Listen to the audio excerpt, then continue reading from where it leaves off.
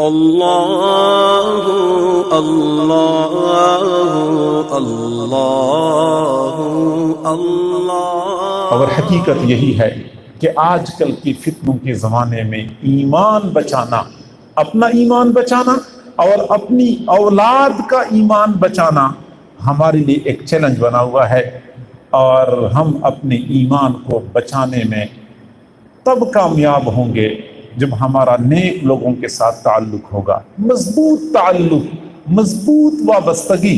ہمارے مشائخ نے یہی بات تو فرمائی ہے کہ نیکوں کے ساتھ جڑنے میں کم از کم فائدہ یہ ہے کہ بندے کا ایمان محفوظ ہو جاتا ہے۔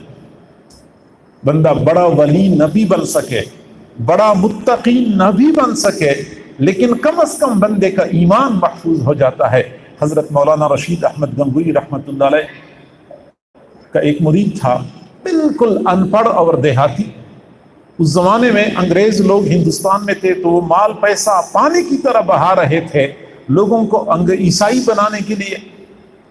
چنانچہ وہ غریب دیہاتی بندے پر ایک انگریز نے محنت شروع کر دی۔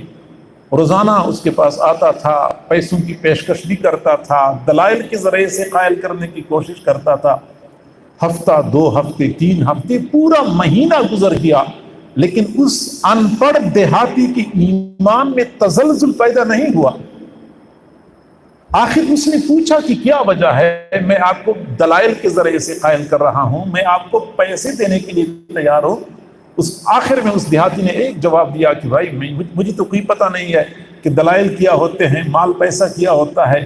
میرے تو گنگوا میں ایک شیخ و مرشد ہیں مولانا رشید احمد گنگوئی، آپ ان کے پاس چلے جائیں، ان کو پہلے قائل کر دیں، وہ مان گئے تو میں مان جاؤں گا۔ میرا تو اپنے شیخ کے ساتھ کامل وابستگی ہے، میں تو شیخ کے پیچھے چلتا ہوں۔ آج کل کئی سارے لوگ یہ شک ڈالتے ہیں شیخ سے بیعت کرنے کے بارے میں کہ یہ شخصیت پرستی ہے۔ مشائخ لوگوں کو اپنے ساتھ جوڑتے ہیں، اللہ کے ساتھ نہیں جوڑتے۔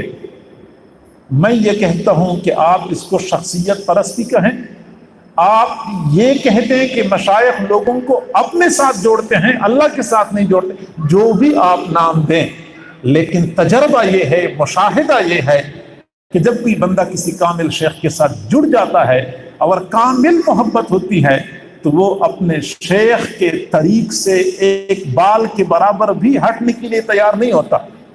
ہم نے ایک دیہاتی آدمی کو دیکھا، ہمارے حضرت جی سے بیعت ہو گیا، خالص ان پڑھ دیہاتی، دکاندار ہے، مٹھائی کی دکان ہے۔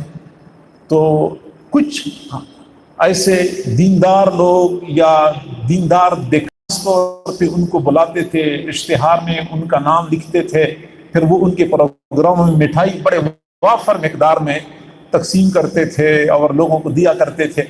چنانچہ مٹھائی کی وجہ سے وہ لوگ ان کو اپنی طرف کھینچتے تھے۔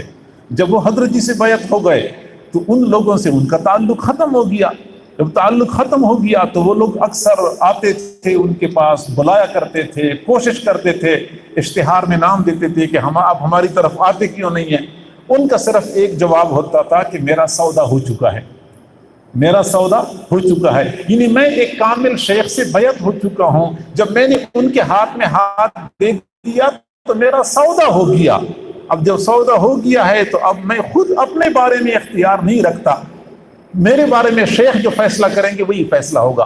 تو جو بندہ اپنے شیخ کے ساتھ اس کامل عقیدت کے ساتھ تعلق جوڑتا ہے تو اس کا ایمان محفوظ ہو جاتا ہے۔